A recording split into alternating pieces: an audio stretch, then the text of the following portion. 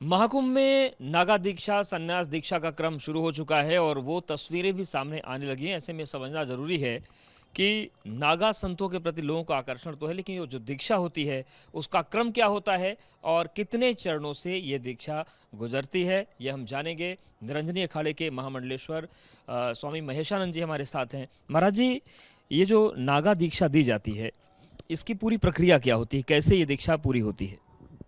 ये सब बताने से पहले मैं सनातन धर्म के लोग जहाँ जहाँ पूरे विश्व में रहते हैं उन सबको आपके माध्यम से निमंत्रण देना चाहता हूँ कि वह आए और एक में आकर ये सब क्रम तो देखें ही, लेकिन संगम पर आकर श्री गंगा जी का स्नान करें, अपने दैविक ताप उन्हें उन कष्टों से दूर हों और संतों का दर्शन करें।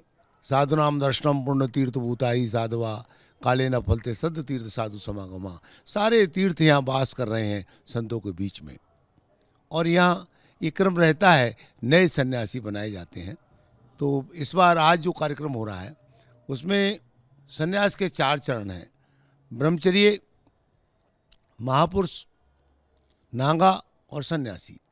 ये पृथक पृथक चरणों में दी जाती है। जब वो सन्यासी की नागा की प्रक्रिया में आता है तो नागा के लिए 36 घंटे तक एक तरीके से श्री गंगा जी के तट पर निरंतर दिन और रात रहकर रेत में तपस्या करनी पड़ती है।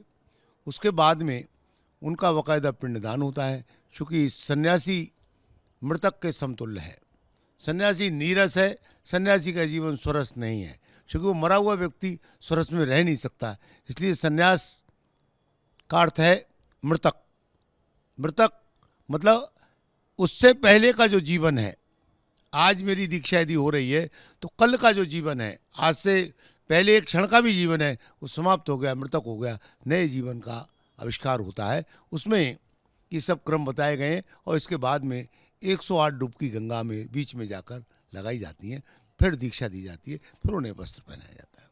तो 36 घंटे की जो पूरी प्रक्रिया है इसमें क्या क्या प्रमुख रूप से होता है? इसमें 36 घंटे की प्रक्रिया में पहले उसको मुंडन संस्कार होगा। मुंडन संस्कार के बाद में विजया हवन होगा, और विजया हवन के बाद में कई जगह बहुत लोगों के लिए विजया हवन में उनका लिंग तोड़ दिया जाता है। लेकिन आजकल वो प्रक्रिया नहीं है, क्योंकि उसको विराम कर दिया गया है, कई घटनाएं हुई इसकी वजह से। तो विजया हवन में ही प्रतिज्ञा कर ली जाती है, दृढ़ संकल्प ले लिया जाता है, आज से हम सन्यासी हैं, संसार की हर बहन बेटी हमारी ही बहन है, हमारी बेटी है, स्त्री प्रसंग से हमारा कोई संबंध नहीं है। धर्म ध्वजा के नीचे क्या क्रम चलता है? धर्मध्वजा के नीचे बैठकर एक शपथ ली जाती है। जैसे कि सभी फोर्सों में, चाहे वो आर्मी हो या पुलिस हो, ट्रेनिंग के बाद एक शपथ समारोह होता है, वैसे एक समारोह है। उसमें अपने इष्ट को शपथ ली जाती है कि आज से हम इस ध्वजा की रक्षा करेंगे, सनातन धर्म की रक्षा करेंगे, और देश में यदि कोई आक्रांता आता है तो वहाँ जन कल्याण के लिए, हम देश की रक्षा के लिए हर समय तैयार रहेंगे। जो 36 घंटे की प्रक्रिया है, गंगा जी के तट पर बैठना होता है, 108 डुबकी से पहले जो 36 घंटे हैं, क्या कोई वहाँ भी मंत्र दिया जाता है जपने के लिए? वहाँ क्या वो करते हैं नागा? हाँ, उस मंत्र को, जो गुरु मंत्र है, उसका जाप निरंतर रहता है, और उस जाप के माध्यम के बाद ही विजय हवन किया जाता है। पिंडदान की प्रक्रिया भी वहीं होती है?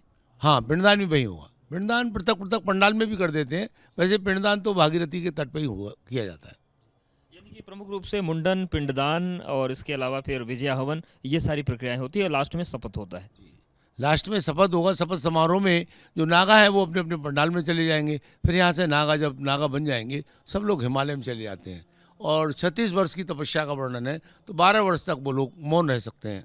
12 वर्ष तक अन्न का त्याग करेंगे, और 12 वर्ष के बाद खड़ेशी तप करने के बाद हिमालय से जब आते हैं, तब वह पूर्ण सन्यासी होते हैं, तब वो ब्रह्मनिष्ठ होते हैं। तो देखिए, ये बड़ी कठिन प्रक्रिया है, और जिनको देखकर आनंद आता है, उस आनंद के पीछे का कष्ट भी महसूस करना चाहिए, जो शपथ रहती है वो भी महसूस करना चाहिए। तो एक बड़ी परंपरा चली आ रही है, इसका दर्शन महाकुंभ में होता है, लेकिन उसके पीछे की जो गाथा है वो और भी ज़्यादा रोमांचित कर देती है। सूरज पांडे के साथ Awadhesh, ABP news, Prayagraj. For exclusive and insightful videos, subscribe to our new channel ABP Live Premium.